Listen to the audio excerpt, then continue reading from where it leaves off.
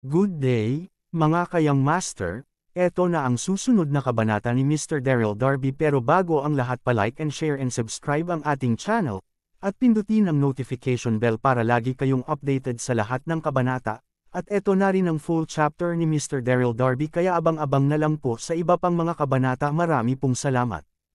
Ang asawa kong tinitingala ng lahat. Kabanata 3041.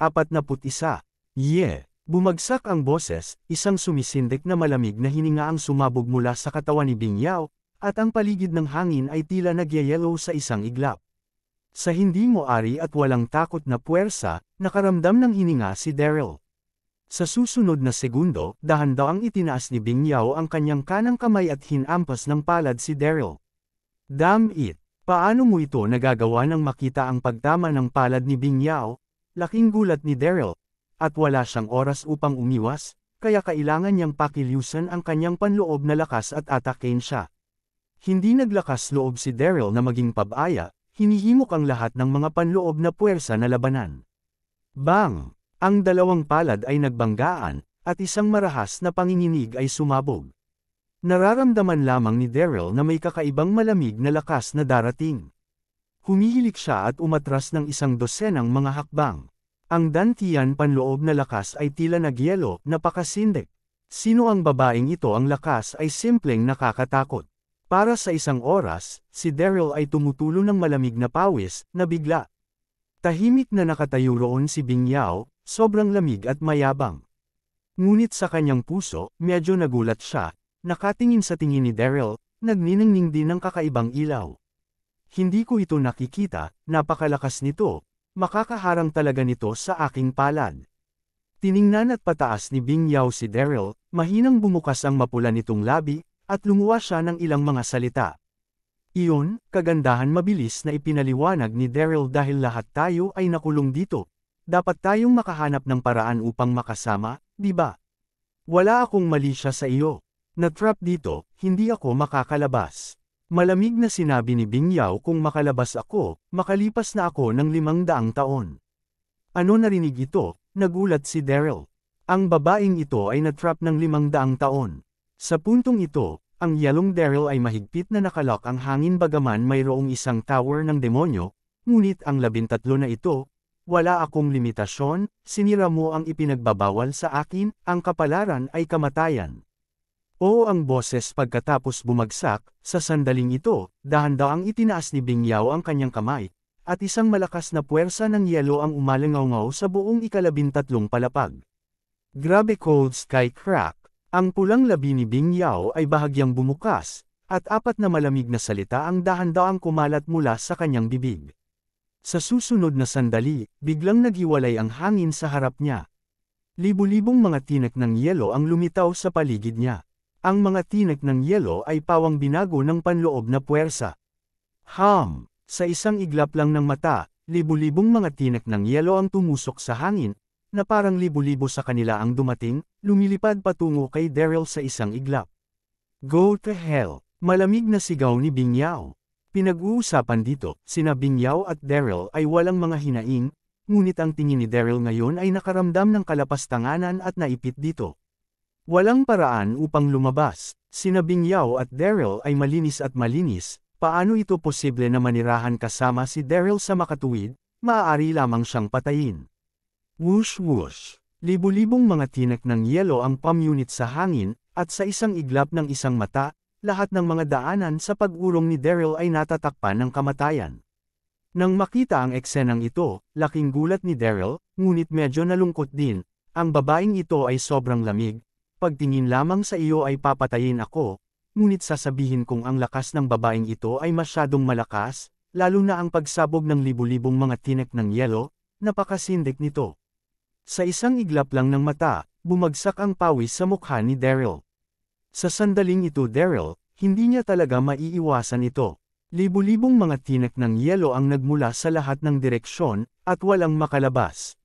Sa kritikal na sandaling ito, walang oras si Daryl na pag-isipan ito, at mabilis na hinimok, si Bai Lianlengwo na maglagay ng protection sa harap niya upang labanan ang libu-libong mga tinek ng yelo, bang bang. Ang yelo ay sumabog laban sa proteksyon na pelikula, na nagpapalabas ng tunog ng pagbagsak ng metal. Nakita ko na ang proteksyon na pelikula sa lalong madaling panahon ay lumitaw na mga bitek. Kasabay nito, naramdaman ni Daryl ang isang alon ng mga makapangyarihang puwersa na patuloy na dumarating, at ang buong tao ay napailing pabalik ng 12 ng mga hakbang, at sa wakas ay naupo sa lupa na may isang dugo. Kabanata 3042. Kasabay nito, ang Chaos Sun Pearl sa kanyang katawan ay nahulog din. Bago gamitin ang Chaos Sun Pearl upang linisin ang unang 12 mga layer ng mga espiritu ng demonyo, si Daryl ay walang oras upang isama sa kanyang katawan. Haha, sa sandaling ito, sasamantalahin ni Bing Yao ang tagumpay at habulin upang tuluyang mapatay si Daryl, ngunit biglang nakita ang Chaos Yang Pearl, at nanginginig ang kanyang katawan. Ito ba ang Chaos Yang Pearl? Napatingin si Bing Yao sa Chaos Yang Pearl, laking gulat, at mabilis na lumakad habang nagsasalita. Bilang Queen of the Netherworld, tiyak na alam ni Bing Yao na ang Chaos Yin at Yang Pearl ay isinilang mula sa kaguluhan libu-libong taon na ang nakalilipas ng hindi pinaghiwalay ang mundo. Naglalaman ito ng likas na espiritual na enerhiya, at kalaunan ay naging magic sandata ng Nuwa Empress, at sa paglaon ang emperador ng Nuwa. Sumabog, ang Chaos Yin Yang Pearl ay nawala. Ngunit sa oras na ito, hindi inaasahan ni Bing Yao na mayroong Chaos Sun Pearl sa lalaking nasa harapan niya. Damn it! Nang makita ang tingin ni Bing Yao, kukunin na ni Daryl ang Chaos Sun Pearl. Gayunpaman, siya ay nasugatan, at si Bing Yao ay napakabilis, itinaas ang kanyang kamay sa Jade, at hinawakan ang Chaos Yang Pearl sa hangin. Hawak ang Chaos Sun Pearl, ang malamig at magandang mukha ni Bing Yao ay nagpakita ng isang ngiti. Sa Chaos Sun Pearl, may pagkakataon siyang umalis dito. Sa pag-iisip tungkol dito, hindi nag-atubiling si Bing Yao, binuka ang kanyang pulang labi, at direktang nilunok ang Chaos Yang Pearl. Huwag nang makita ang eksenang ito, nagulat si Daryl, ngunit huli na para tumigil. Gudong, sa paglunok ng Chaos Sun Pearl, si Bing Yao ay nasa mabuting kalooban, binaling ang ulo upang tumingin kay Daryl, at malamig na nagtanong. Saan mo nakuha ang Chaos Sun Pearl na ito? Ipinasa ito sa akin ni Nuwa, si Daryl tumugon. Habang nagsasalita, si Daryl ay komplikado habang pinagmamasdan ang reaksyon ni Bing Yao. Ang magulong yin at yang bid na ito, siya at si Laura ay matagumpay na nagsama, at ngayon ay nilamon na ng babaeng ito, hindi ba ito magiging isang problema? Nagsasalita ka ng kalokohan. Nakasimangot si Bing Yao at hindi maitago ang kanyang paghamak. Mapapasa ka ba ni Empress Nuwa ng napakahalagang bagay? Sa pamamagitan nito sinimulang subukan ni Bing Yao na fuse ang kapangyarihan ng Chaos Sun Pearl. Sa simula, si Bing Yao ay puno pa rin ng kumpiyansa, ngunit di nagtagal ay naramdaman na may mali. Wala pang 10 segundo, ang noo ni Bing Yao ay natakpan ng isang patong ng pawis, at namumutla ang kanyang mukha. Nako! Totoo bang sinasabi ng taong ito na ang Chaos Yang Pearl na ito ay ipinasa sa kanya ni Empress Nuwa? Alam mo, Chaos Yin at Yang Beads, may isa pa. Ang isa ay Chaos Yin at Yang Bead, at ang isa ay Chaos Yin at Yang Bead. Kailangan nito ang isang lalaki at isang babae na magsama sa bawat isa. Kapag ang pagsasama ay matagumpay kahit na may ibang kumuha ng Chaos Yin at Yang Bead, hindi na sila maaaring pagsamahin muli. Hindi lamang iyan, ngunit kung pagsamahin mo ng mabilis, magdudulot ito ng isang sakit sa kuryente. Sa oras na ito, malinaw na naramdaman ni Bing Yao na ang kanyang lakas ay hindi na kontrolado, at ang walang katapusang malamig na enerhiya ay pumapasok sa paligid ng kanyang katawan. Bigla na lang nagpanik si Bing Yao, sinusubukang tanggalin ang Chaos Sun Orb, ngunit kung mas nababalisa, mas lalong nabalisa ang kanyang kapangyarihan. Sa isang iglap ng mata, sa ilalim ng gulo ng lakas ng yelo sa katawan, isang layer ng yelo ang nabuo sa katawan ni Bing Yao, at ang katawan ay sobrang lamig. Sa wakas, hindi ito napigilan ni Bing Yao, at naglabas ng isang masakit na daing, ang kanyang katawan ay nakabaluktot sa lupa at nanginginig ng bahagya, ang kanyang magandang mukha ay puno ng sakit. Pagkakita sa eksenang ito, dahan-daang tumayo si Daryl at sinabi na may mahinang ngiti. Kumusta naman? Maniwala ka sa akin ngayon, pinagsama ko ang Chaos Sun Orb na ito. Kung ilalayo mo ito ng sapilitan, magiging sanhi lamang ito ng iyong sariling karamdaman sa kuryente. Ikaw mahigpit na kinagat ni Bing Yao ang labi, at sinabi kay Daryl kung ganyan, dapat mo itong mailabas kaagad. Kabanata 3043. Umiling si Daryl, at walang magawa na sinabi kagandahan, nasaktan ako ngayon lang napakahina ko ngayon.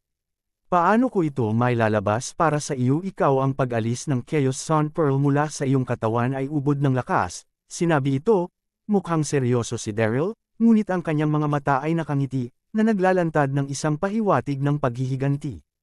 Oo, si Daryl ang may-ari ng Chaos Sun Pearl. Hanggat ilipat niya ang kanyang isip, ang Chaos Sun Pearl ay lalabas sa katawan ni Bing Yao. Gayunpaman, ngayon lang nais ni Bing Yao na patayin siya, at natural na nais ni Daryl na maghirap pa siya. Sa parehong oras, hindi mapigilan ni Daryl na tumingin kay Bing Yao. Sa pagmamasid mula sa malapitan, si Daryl ay namangha sa kanyang puso. Ang Kat-Anji tanging mukha, magandang maganda at masikip na hubog, ang figure ay kamanghamanghang. Ikaw sa tingin ng tingin ni Daryl, napahiya at nagalit si Bing Yao, at sumigaw, ipikit mo ang mga mata mo. Sa oras na ito, nais ni Bing Yao na patayin kaagad si Daryl, ngunit ang malamig na kapangyarihan ng yelo sa kanyang katawan ay nawala sanhi sa kanya, upang maging labis na mahina ngayon, pabayaan mag-hands-on, at wala siyang lakas na tumayo. Damn it! Napakahina nila at napakalamig at mayabang. Narinig ito, mahinang tumawa si Daryl, hindi lamang hindi naiwasan ang hinala, ngunit mas walang ingat na tinignan siya. Cough! Nanginginig si Bing Yao sa buong paligid, balisa ang pag-atake sa kanyang puso, at nagsuka siya ng isang dugo. Bagaman nasira ang relasyon kay Pluto, ito rin ang matayog na reyna ng Pluto, marangal at marangal, ngunit siya ay nakita niya sa oras na ito. Nakakahiya naman, pakiramdam ang galit ni Bing Yao, si Daryl ay hindi man lang nagpanik. Matapos ang panunood ng mahabang panahon, ngumiti siya ng bahagya kagandahan, kasalanan mo ito. Nais mo akong patayin at magnakaw ng aking mga gamit, kaya't hindi ako pinapayagan na panoorin mo ito. Kumuha ka ba ng kaunting tingin kinagat ni Bing Yao ang labi at hindi tumugon. Isinara ito ni Daryl noong siya ay mabuti, at umupo sa tabi niya at sinimulang ayusin ang kanyang panloob na lakas. Ilang minuto ang lumipas, pinatatag ni Daryl ang pinsala sa pagkabigla sa kanyang katawan, at pagkatapos ay ipinatawag ang Chaos Sun Pearl sa katawan ni Bing Yao. Sa sandaling ito, nang walang Chaos Sun Pearl, naramdaman lamang ni Bing Yao na ang buong tao ay mas madali, ngunit ang magandang mukha ay medyo mahina pa rin. Sa oras na ito, halos mabawi si Daryl, at hindi mapigil ang tanungin. Hindi ko pa tinanong ang pangalan ng magandang babae. Bing Yao, magandang pangalan nga pala, ako si Daryl Darby, sabi ni Daryl. Narinig ang papuri, ang magandang mukha ni Bing Yao ay hindi nagbago kahit kaunti. Pagtingin sa nagyayalong lamig ni Bing Yao, napahiya si Daryl, napakamot ng ulo at sinabi. Kung gayon makakagaling ka mula sa iyong pagtatanim, aalis muna ako. Nakita ni Daryl na walang exit sa huling antas na ito. Maaari lamang akong bumaba at suriin ang iba pang mga lugar. Teka, pagkatapos lamang ng 2 hakbang, sabik na sabik si Bing Yao sa likuran niya. Huminto si Daryl, tumingin sa likod, at nakita si Bing Yao na nakakagat sa labi, ang malamig at magandang mukha, na may pag-aalangan. May iba pa ba nakangiting sabi ni Daryl? Ang babaeng ito, hindi pa ba niya iniisip ang kanyang magulong sunbid, di ba? Nakaharap sa titig ni Daryl, nakahinga ng maluwag si Bing Yao, at dahan-daw ang sinabi, ang 10,000 demonyong tower na ito ay wala ring exit. Kung nais mong lumabas, maaari mo lamang sirain ang lugar na ito, ngunit hindi ka maaaring umasa sa tayong dalawa. Kailangan mong alisin ang Chaos Sun Pearl. Ang lakas ng lakas ay sapat na. Tulad ng sinabi niya, magaspang na pinag-usapan ni Bing Yao ang tungkol sa sitwasyon ng 10,000 Demon Pagoda. Ito ay lumabas na ang 10,000 Demon Pagoda ay ang sentro ng buong Hades Cauldron, at ang yin at masasamang aura ng buong puwang ay nagtatagpo dito. Sa makatuwid, kahit na si Bing Yao ang emperador ng Hades, mahirap lumabas problema, ngunit pareho ito sa Chaos Yang Pearl. Ang Chaos Yang Pearl ay naglalaman ng likas na espiritual na lakas at ang kaaway ng masamang espiritu ni Yin. Totoo rin ito, nakikita lamang ang Chaos Sun Pearl, sabik na kunin ito ni Bing Yao para sa kanyang sarili. Naging ganito pala, narinig ito, biglang napagtanto ni Daryl, at kasabay nito ay labis na natuwa. Kabanata 3044. Daryl sa oras na ito, mahigpit na kinagat ni Bingyao ang kanyang labi, na tila hindi makapagsalita, sinulyapan si Daryl, at ibinaba ang kanyang ulo. Nakarating na ako, sinabi ko na sa iyo kung paano lalabas kapag umalis ka, maaari mo ba akong isama? Puno ng pag-asa ang mga mata ni Bingyao nang matapos niyang sabihin ito, at ang lamig kanina. Dahil na-trap dito sa loob ng 500 taon, pinangarap ni Bingyao na lumabas. Ngayon na may pagkakataon siya, tiyak na hindi niya ito bibitawan. Nagmamakaawa ba ito sa akin? Si Daryl ay nagulat ng isang sandali, pagkatapos ay nakangiting pagbubukas. Hayaan mong ilabas kita, kakailanganin kong pag-isipan ito, kailangan mo lang akong patayin. Hayaan mo akong tulungan ka, ito sabi ni Daryl na kunwaring naiisip. Ang Bingyao na ito ay sobrang lamig. Halos pumatay siya sa kanya ngayon lamang, at ngayon nais niyang ilabas siya ng mag-isa. Paano magkakaroon ng magandang bagay? Narinig ito, biglang nag-alala si Bingyao, lumakad at nakiusap kay Daryl. Yufang, nagkamali ako noon, mangyaring tulungan mo ako, okay? Bingyao sa oras na ito hindi inaasahan, nilalagay niya ang kanyang postura at mamagitan sa isang lalaki. Nang makita ang inaasahan ni Bingyao, napakamot ng ulo si Daryl at bumulong. Maaari kitang ilabas, ngunit mangako ka sa akin ng isang kondisyon. Tulad ng sinabi niya, nakatingin si Daryl kay Bingyao na nakangiti. Ang misla na katawan ni Bingyao ay nanginginig at bumulong. Anong mga kondisyon sa oras na ito? Labis na napahiya si Bingyao. Talagang maput ang Daryl na ito. Pinaubayan na niya ang kanyang dignidad, ngunit kailangan niyang gumawa ng 1 pulgada nito at hilingin ito. Ngunit walang paraan, ang iba pang partido ay may Chaos Young Pearl, maaaring alisin ang sarili. Nag-isip sandali si Daryl, ngumiti at sinabi, napakasimple nito, pagkatapos na ilabas ka, kailangan mong sundin ang aking mga utos, huwag mo itong lalabagan.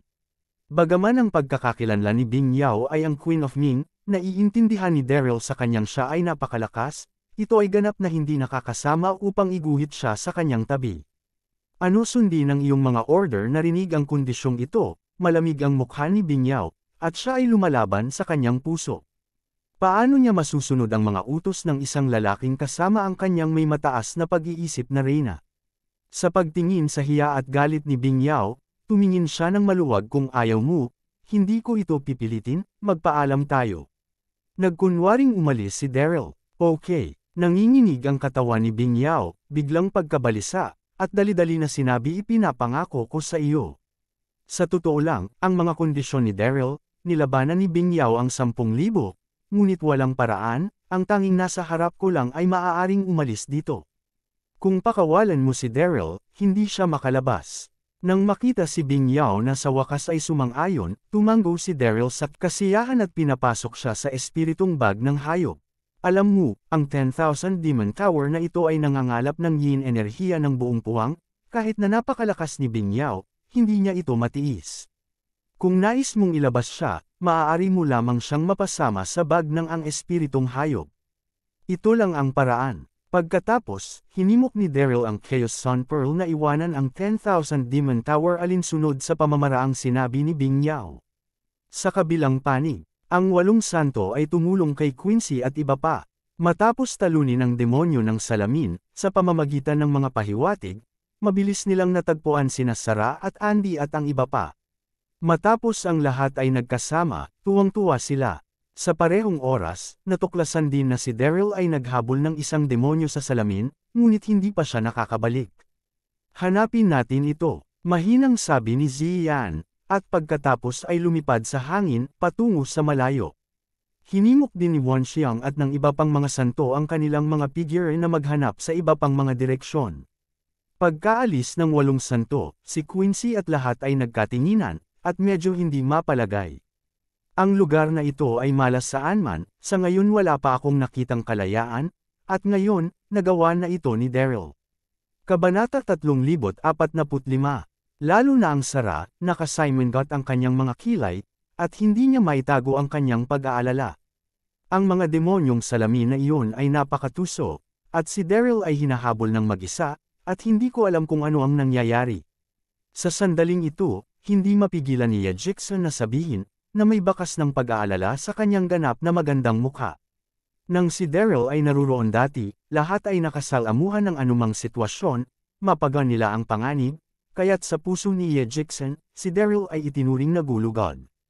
Pinunong sa sandaling ito, ang napakagandang mukha ni Sarah ay puno ng pagiging seryoso. Si brother ay napakalakas, dapat walang mali. Bagaman nag-alala siya sa kanyang puso, Sarah ay lubos na naniwala sa lakas ni Daryl. Nang bumagsak ang boses, si Su Shengfei at iba pa sa tabi niya ay tahimik na nag-shock. Ang mga taong ito ay labis na hindi nasisiyahan kay Daryl, na hinahangad na may nangyari sa kanya. Habang siya ay nagsasalita, may isang malakas na hininga sa kalangitan na hindi kalayuan, at biglang bumagsak ang nakapalibot na hangin. Ano ang sitwasyon? Si Sarah at Quincy ay gulat na gulat, at ang kanilang mga mata ay lumingon sa isa't isa.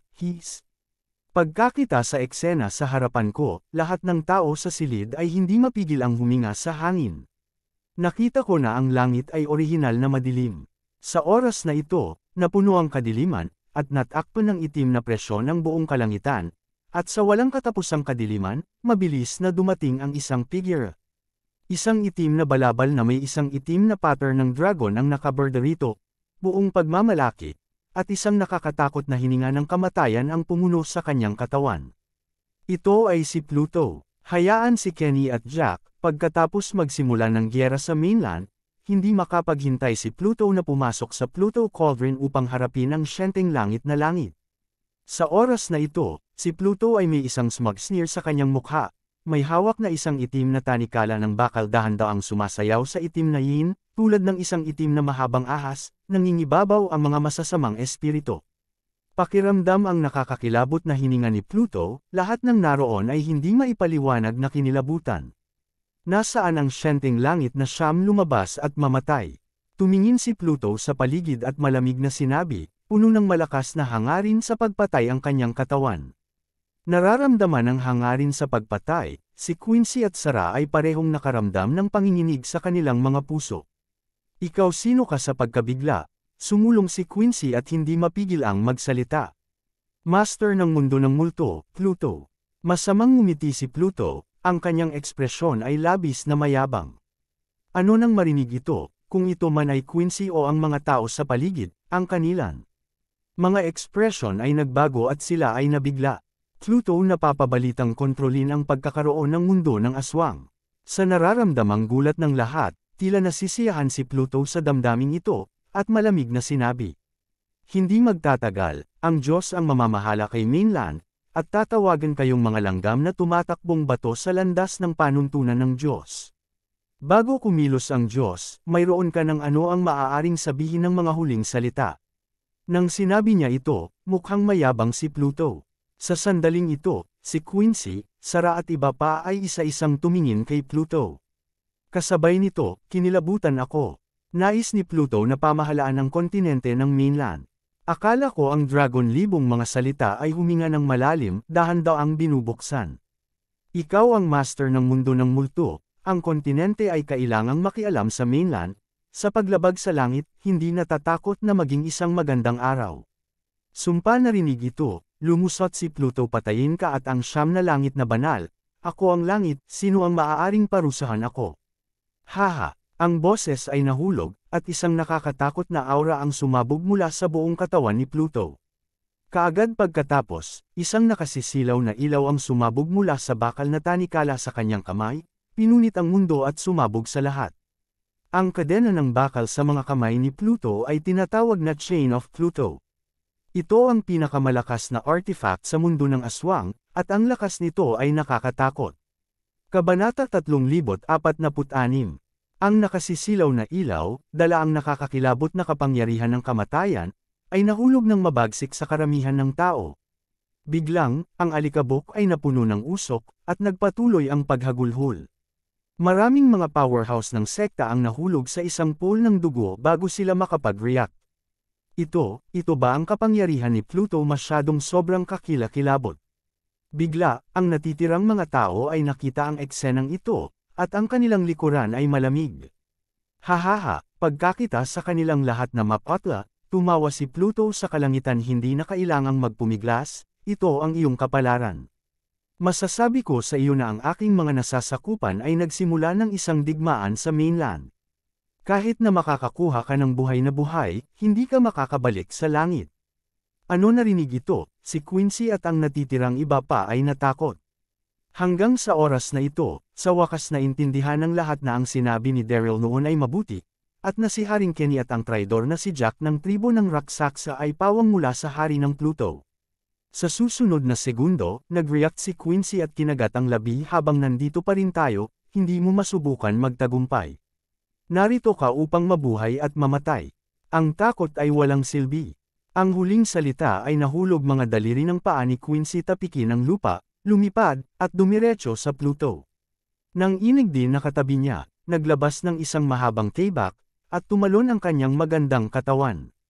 Sabay tayo. Pagkakita kay Quincy na nangunguna, agad na nagalak ang mga nagpapanik sa paligid niya, isang malakas na sumisigaw, na hinihimok ang kanilang panloob na lakas at nagmamadali patungo sa Pluto. Gayunpaman, ang lakas ng mga alagad ng pamilya na ito ay ganap na masugatan sa Pluto. Isang grupo ng mga langgam na hindi alam kung paano mabuhay o mamatay tumingin sa mga taong sumugod, si Pluto ay puno ng paghamak, at ang tanikala ng Pluto sa kanyang kamay ay palaging kamakaway. At nakita niya ang nakapalibot na hangin, halos buong punit, at binabalot ng masamang espiritu ang mundo. Maraming ng The Sect Powerhouse ay napunit bago ito sumugod sa Pluto. Mayroong isang malaking puwang sa lakas ng dalawang panig, at ito ay ganap na isang unilateral na patayan. Pagkatapos ng lahat, ang kalaban sa harap nila ay ang pinakamalakas na pagkakaroon sa mundo ng multo. Sa isang iglap lang ng mata, daan-daang makapangyarihang sekta ang napatay ni Hades. Ang lupa ay namantsahan ng pula ng dugo, at ang dugo ay napuno sa hangin, tulad ng impyerno. Ang kaiabangan ng Pluto, ang mga mata ay nakakandado sa libong-libong mga salita, walang pag-aalinlangan na tono. Sinasabing ikaw ay isang ulap ng princess sa timog ng kontinente, mataas na prestihiyo, hanggat ikaw ang nangunguna na sumuko sa akin, marahil ako maaari tungkol sa iyo ng isang buhay. Sumuko sa iyo imposible. Kinagat ni Quincy ang kanyang labi at niluwa ang ilang mga salita ng malamig. Hindi ko alam kung paano iyangat. Malamig ang mga mata ni Pluto, at biglang tumaas ang kadena ni Pluto sa kanyang kamay, at isang nakasisilaw na ilaw ang direktang itinapon sa Quincy. Pakiramdam ang lakas ng underworld chain, ang magandang mukha ni Quincy ay nagbago, at bago isipin ito, dali-dali niyang itinaas ang kanyang espada upang labanan. Ang kadena ay bumangga sa mahabang tailback, at ang mahabang tailback ay nabasag sa isang iglap. Pagkatapos, ang kadena ay tumakip sa katawan ni Quincy ng mabangis. Nanginginig ang katawan ni Quincy, isang bakana ng dugo ang lumabas, at ang buong tao ay nagulat at lumipad palabas. Napakakilabot na kapangyarihan. Sa oras na ito, ang Quincy ay puno ng takot at kawalan ng pag-asa sa parehong oras. Ni hindi ko nahuli ang paglipat ni Pluto. Dito ba talaga mamamatay ang Diyos ay nagbigay ng pagkakataon sa iyo, hindi? Pagkatapos ay huwag sisihin ang Diyos. Ang sulok ng bibig ni Pluto ay malupit, ang boses ay nahulog, at siya ay lumakad patungo sa Quincy ng sunod-sunod. Princess. Pagkakita sa eksenang ito, 12-dosenang mga bantay ng South Cloud Palace ang hindi mapigil ang sumigaw at sumugod. Gayunpaman, hindi inilagay ni Pluto ang mga gwardya na ito sa kanyang mga mata, at sa isang alon ng kanyang kamay, ang kadena ni Pluto ay itinapon tulad ng isang nakakalason na ahas. Habang kumikislap ng ilaw, ang mga gwardya ng palasyo na ito ay pinaghiwa-hiwalay ng chain ng underworld bago sila sumugod, at nahulog sa isang pool ng dugo isa-isa. Si Quincy ay desperado at ganap na gumuho. Tapos na talaga ang oras na ito. Kabanata 3047. Kasabay nito, ang mga nakapaligid na Su Shengfei at iba pa ay kinilabutan din. Wala silang pagnanais na magpatuloy sa pakikipaglaban at nais lamang tumalikod at makatakas. Pluto, pinapahirapan mo lang ba ang mahina kasama ng malakas?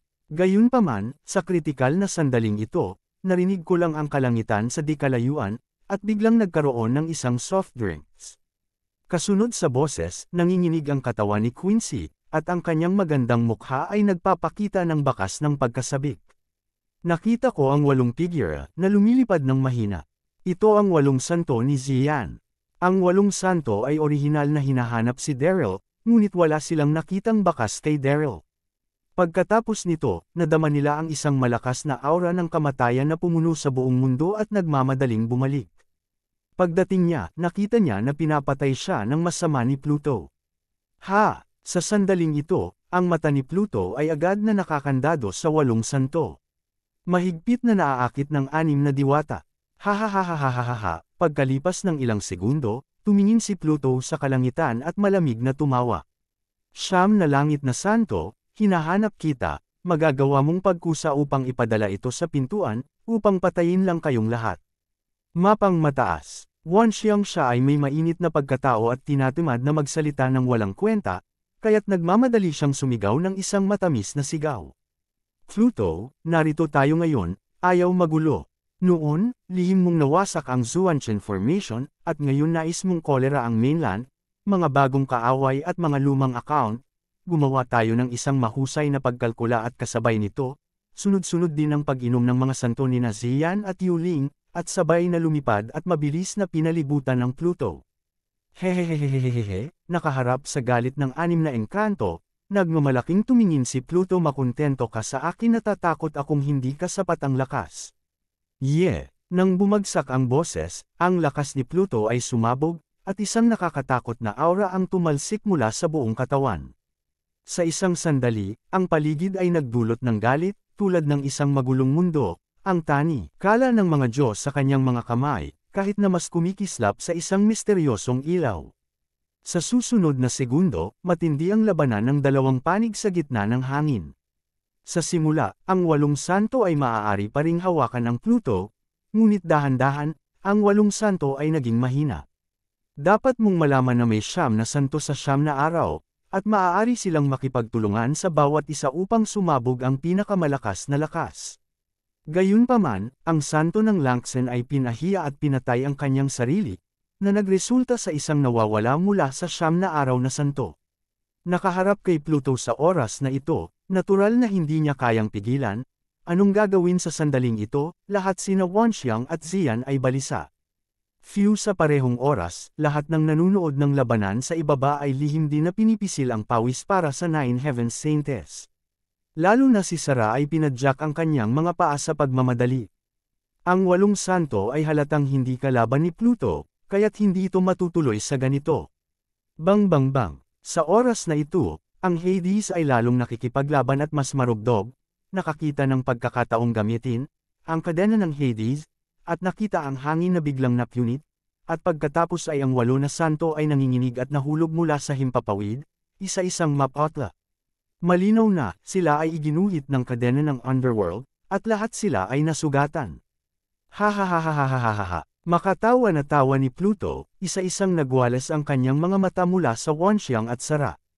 Tanggapin ang iyong kapalaran, 9 Heaven Saint, kapag nagsasama ako sa lakas ng nalaglag na naluluwa sa iyong katawan, makakaya kong iwanan ang multo ng mundo. Pumunta sa mainland upang maging aking Panginoon. Oo, ang Pluto ay maingat na naghanda para sa isang mahabang panahon. Ang pangwakas na layunin ay upang makuha ang kapangyarihan ng 9 Heaven Saints. Dapat mong malaman na bilang master ng mundo ng multo, si Pluto ay hindi maaaring lumitaw sa Geosho continent. Ito ang batas ng langit at lupa, ngunit sa sandaling ito ay nagsasama sa lakas ng nanganak na kaluluwa sa siyenteng langit na Siyam, si Pluto ay hindi na pinaghihigpitan ng batas. Nang bumagsak ang tinig, inalog ni Pluto ang tanikala ng mga Diyos, at tataliin na ang 8 santo. Whoosh! Gayunpaman, sa sandaling ito, isang figure ang mabilis na sumugod at tumayo sa harap ng 8 santo. Ito ay si Sarah. Kabanata 3048. Hindi ka pinapayagan na saktan ang 9 Heaven Saint. Tumingin si Sarah kay Hades, ang kanyang mislan na mukha na may determinasyon. Alam niya na ang kanyang sariling lakas ay hindi karapat-dapat na banggitin sa harap ng Pluto, ngunit ang 9 na langit na mga banal ay nauugnay sa kaligtasan ng buong mainland. Kapag mayroon silang isang aksidente, ang mga kahihinatnan ay magiging mapanganib. Mabilis na umalis ka dito. Nang makita ang eksenang ito, ang mga santo ni Zian at Wanxiang ay gulat na gulat. Sa parehong oras, ang mga nakapaligid na Yejixen, Quincy at iba pa ay natigilan din. Nasaan ang maliit na batang babae, hanapin ang kamatayan? Malamig na sinabi ni Pluto, ang kanyang mga mata ay puno ng paghamak. Sa sandaling ang pagbagsak ng boses, ang kadena ni Pluto ay direktang tumalsik. Sa pagwawalis ng letigo na ito, dapat na nasira ni Sarah ang kanyang mga buto. Boom! Ngunit sa sandaling ito, biglang, nagkaroon ng isang napakalakas na panginginig ng di kalayuan. Sa pagkabigla na ito, lahat ng naroon ay nakapiring, at tumingin sila, at nakita ang isang maalikabok na usok sa isang lugar na hindi kalayuan, at halata na ang ilang lugar ay gumuho. Sumimangot si Pluto, hindi maipakita ang ekspresyon ng kanyang mukha, ngunit lihim na nanginginig ang kanyang puso. Ang iba ay hindi naiintindihan ng sitwasyon, ngunit ang Pluto ay malinaw na malinaw sa kanyang puso na ito, ang direksyon ng 10,000 Demon Tower, at sa isang malaking kilusan, halata na may sumugod palabas ng 10,000 Demon Tower, nasanhi ang 10,000 Demon Tower upang gumuho. Sino maaari ba kayong tumakbo pa, labas ng 10,000 Demon Tower? Sa pagtataka, napatitig si Pluto sa alikabok at usok, at nakita ang isang figure na mahina na nasuspine sa itaas ng alikabok. Ang figure na ito ay si Daryl. Sa oras na ito, si Daryl, na umaasa sa Chaos Sun Pearl, ay sumipsip ng maraming lakas sa 10,000 Demon Tower, at ang kanyang lakas ay napabuti. Ang aura na kumalat sa kanyang katawan ay nakakatakot. Nang mawala ang alikabok at usok, maraming tao sa lugar na nakita ang nakakita rin kay Daryl, at sila ay nasa isang kaguluhan, si Daryl ito. Wala siyang mali napakalakas na aura, ang lakas niya ay tila napabuti. Sa gitna ng talakayan, mabilis na lumipad si Daryl, dumating ito at nakikita ang mga tanawin sa harap niya, ang puso ni Daryl ay na-shocked. Malinaw na nakita niya na mahina ang hininga ng 8 santo, at lahat ng tao sa Quincy ay nasugatan din. Ang lupa ay puno ng dugo, at ang mga katawan ng maraming mga masters ng sekta ay nakahiga. At sa itaas ng kalagitnaan ng mundo, ang Pluto ay nagmamalaki ng pagmamalaki, at ang kanyang katawan ay puno ng isang aura ng pagkalipol. Big Brother, Daryl. Nang makita ang pagdating ni Daryl, ang 8 santo at Sarah ay masayang-masaya. Sa sandaling ito, ang tingin ni Pluto ay nakalap din kay Daryl ng mahigpit, at ang kanyang tono ay labis na ipinagmamalaki. Ikaw ang sect master ng Elysium Gate, Daryl Darby. Oo, ako ito. Sumagot si Daryl, at sabay na naramdaman ang hininga ni Pluto, lihim din ito. Ang lakas ng kalaban ay hindi moari, at tulad ng isang nakakatakot na aura ng kamatayan ay sumikop sa kanyang katawan, ito ba ang Pluto napakahusay? Sa sandaling ito, malamig na sinabi ng Hades kay Daryl sinasabing sikat ka sa mainland. Bukod dito, paulit-ulit mong winuwasak ang aking Diyos. Ngayon ko lang sinira ang aking 10,000 demonong pagoda, na nangyari lamang na tinanggal ikaw. Mahulog. Ang boses ay nahulog, at ang Pluto figure ay nag-flash at dumiretso kay Daryl. Nang makita ang eksenang ito, maging si Sarah o ang 8 santo, lihim nilang pinisil ang pawis para kay Daryl. Sa pagtingin sa Hades mula sa nakaraan, kinakabahan din si Daryl, bago siya magkaroon ng oras na mag-isip. Ipinatawag si Fang Tian upang magpinta ng isang halberd, at tuluyang sumabog ang kanyang panloob na lakas. Isang nakakakilabot na puwersa ang nagpapalabas.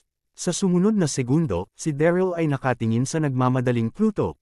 Malamig na sumisigaw ng ilang mga salita pakikipaglaban sa dugo ang lahat ng direksyon. Boom! Ang boses ay nahulog, isang madugong ilaw at anino ang sumabog mula sa pininturang halberd ni Fang Tian. Sa isang kislap ng isang mata, ang paligid ng hangin ay pula sa dugo. Ang pakikipaglaban sa lahat ng direksyon sa dugo ay ang natatanging kaalaman ni Lubu sa mundo.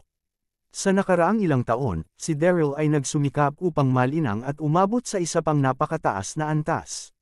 Boom! Kabanata 3,049. Isang iglap ng isang mata, ang madugong ilaw at anino ay sumabog sa Hades, at ang isang dagandong ng langit at lupa ay nabasag. Marahas na nanginginig ang buong mundo. Nakita ko na ang figure ng Pluto ay nagmamalaki, na parang hindi siya nagdusa ng labis na pinsala. Sampain mo yan nang makita ang eksenang ito, nagulat si Daryl at biglang nagpanik. Kahit na ang madugong labanan ay hindi makakasakit kay Pluto. Paano mo ito lalabanan? Ito ba ang lakas na ito? Ang sulok ng bibig ni Pluto ay umikot, at ang malamig niyang mukha ay nagpakita ng bakas ng paghamak. Nang bumagsak ang boses, biglang itinaas ng Hades ang kanyang kamay, at nakita na ang kadena ni Hades ay biglang umikot ng maraming beses, biglang sumabog patungo kay Daryl. Ang kadena ng Underworld ay ang pinakamalakas na sandata ng mahika sa daigdig ng multo. Tulad ng Katanji tanging tower ni Daryl, maaari itong malaki o maliit. Sa oras na ito, ang kadena ng Underworld ay lumago ng ilang daang metro ang haba. Ang hangin ay nabalutan ng isang malakas na hininga ng kamatayan. Pakiramdam ang nakakakilabot na hininga ng kamatayan, ang mukha ni Daryl ay mapotla, at isang paglamig ay sumugod mula sa talampakan ng kanyang mga paa hanggang sa tuktok ng kanyang ulo. Sa parehong oras, ang 8 mga santo na nanunood sa paligid, pati na rin si Sarah at iba pa, ay nakaramdam din ng kakilakilabot na aura, bawat isa sa kanila ay labis na nabigla, at hindi mapigil ang pigain ang isang pawis para kay Daryl. Masyadong malakas ang Pluto, natatakot akong hindi ito mapigilan ni Daryl. Daryl, mag-ingat ka. Sa sandaling ito, naniniwala ang lahat na si Daryl ay walang pagkakataon na mabuhay. Pagkatapos ng lahat, ang pagkakaiba sa lakas sa pagitan ng dalawang panig ay masyadong malaki. Sa bulalas, ang 8 santo ay malapit ng tumulong, ngunit bago ang matinding laban sa Pluto, lahat sila ay nasugatan at huli na. Nakatingin sa kadena ng Underworld na tumangay, kinuyam ni Daryl ang kanyang kamao, na bigla, ngunit medyo desperado rin. Anong gagawin ng lakas ng Pluto na ito ay napakasindik, at maging ang madugong labanan ay hindi siya masasaktan. Tinatansyang walang silbi ang malamig na apoy ni Bailian, tama. Sa kritikal na sandaling ito, biglang may naalala si Daryl, ang kanyang mga mata ay kumislap, mabilis niyang binuksan ang bag ng espiritu ng hayop, at sabay na sumigaw. Bing Yao, halika at tulungan mo ako.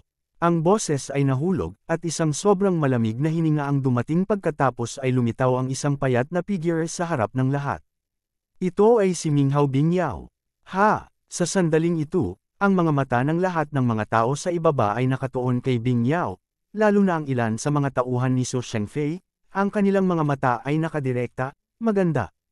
Napakaganda. Ang kaakit-akit na figure at magandang-maganda ang mukha, kahit nakatayo kasama.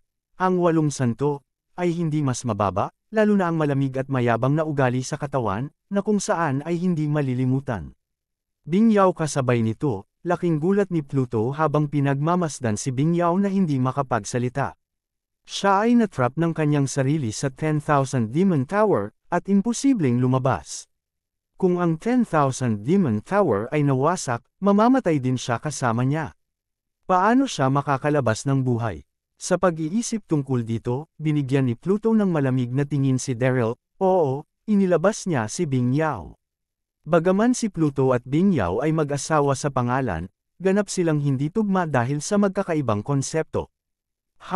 Kasabay nito, ang mga mata ni Bing Yao ay tulad ng yelo, nakakulong sa Pluto ng mahigpit.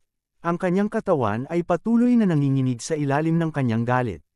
Sa loob ng 500 taon, nakulong ni Pluto ang kanyang sarili sa pagoda ng 10,000 mga demonyo sa loob ng 500 taon.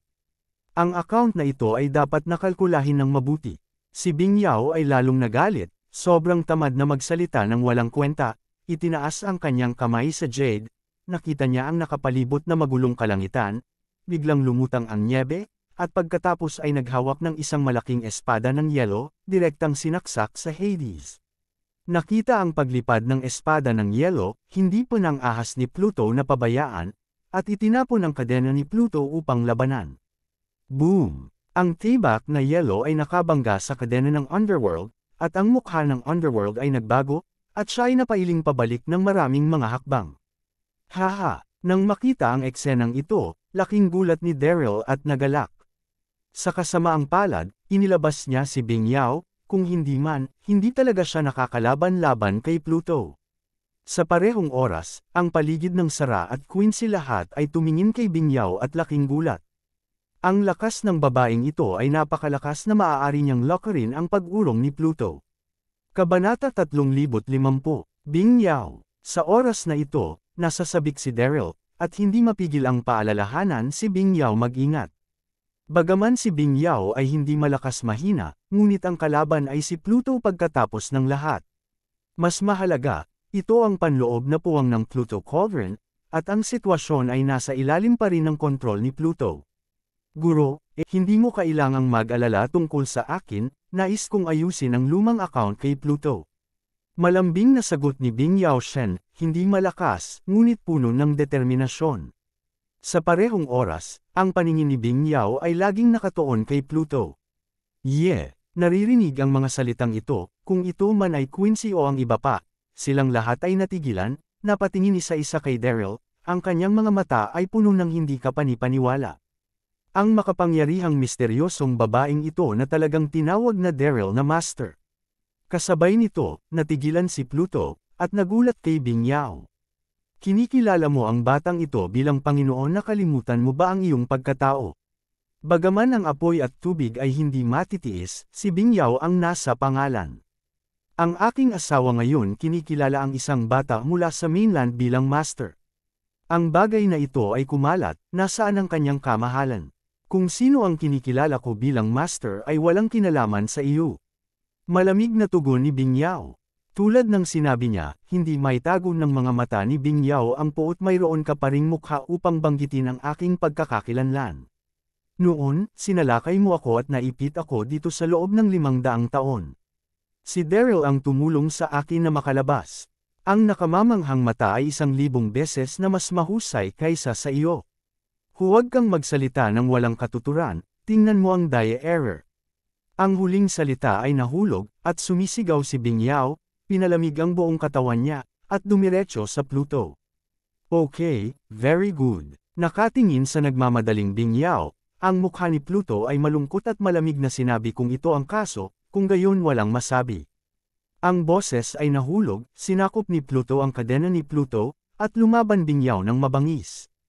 Tumayo ka. Para sa isang oras, ang dalawang mga numero ay patuloy na nasa kalagitnaan ng hangin, shuttled pabalik-balik, at ang marahas na panginginig ng boses ay naging sanhi ng labis na pagbaluktot ng hangin, na parang ang katapusan ng mundo. Ang eksena ay hindi mailalarawan. Few ang eksenang ito ay nakatulala sa lahat. Alam mo, ang antas ng labanan na ito ay masasabing bihira sa loob ng 1,000 taon, at maraming tao ang mukhang tanga. Nagulat din si Daryl sa tingin, at sabay na tumabi, nagmumuni-muni upang mabawi ang kanyang lakas. Ngayon lamang noong siya ay lumaban-laban sa Hades, si Daryl ay natupok ng maraming panloob na lakas at nabigla rin, kaya't kailangan niyang mabilis na makarecover. Sa sandaling ito, mayroong 1 bilang na daang metro ang layo, na pinapanood din ang sitwasyon dito. Isang kulay abong gown, matikas at gwapo, ngunit ang kanyang mga mata ay nagningning sa tuso, ito ay si Donahue. Tulad ng bawat master ng sekta, si Donahue ay patuloy na naghahanap ng isang paraan palabas matapos na masipsip sa kaldero ng Pluto. Ilang sandali lamang ang nakaraan, naramdaman niya ang paggalaw ng labanan dito, at agad na dumating si Donahue upang suriin ito. Bilang isang resulta, siya nakita na ang lahat sa Daryl ay nakikipaglaban kay Pluto. Mabangis na labanan. Si Donahue ay malas at tuso, kaya natural na hindi siya mabait na tumulong. Pinag-isipan niya ito, tingnan muna ang sitwasyon, at pagkatapos ay gumawa ng mga plano. Ang panig na ito ng battlefield. Sa ilalim ng mabangis na labanan, malamig ang mukha ni Pluto, ngunit lihim na nababalisa ang kanyang puso. Bago makitungo sa 8 mga santo at kay Daryl, si Pluto ay natupok ng maraming lakas. Sa oras na ito, nakaharap sa galit na si Bing Yao, unti-unting hamina. Hooray ng lihim na naiirita si Pluto, nakarinig siya ng isang tunog ng mga yabag sa di kalayuan, at pagkatapos, ay nakakita ng daan-daang mga figure na mabilis na sumugod dito. Ang daan-daang mga numero na ito ay ang mga panginoon ng sekta na nakulong dito, at ang pinuno ay ang puting kabayo. Tulad ng sitwasyon ni Donahue, matapos magtagpo ang mga puting kabayo, lagi silang naghahanap ng paraan upang makalabas. Maya-maya, nang marinig ang kilusan dito, lumapit sila at tumingin. Pagdating nila, lahat sa White Horse ay natigilan nang makita ang eksena sa harap nila. Nakikita sa kalagitnaan, sa pagitan ng madilim na itim na ulap at kalangitan na puno ng mga snowflake, ang dalawang figure ay nagkulong at pabalik, walang katapusang nakikipaglaban, at ang sumabog na hininga ay labis na sumisindik. Ano ang isang malakas na hininga? Sino ang mabangis na lalaki at babae na nakikipaglaban? Sa oras na ito, ang bawat isa sa mga puting kabayo ay hindi alam ang sitwasyon, hindi alam na marahas silang nakikipaglaban, ang pinuno ng aswang na si Pluto, at ang reyna na si Bingyao.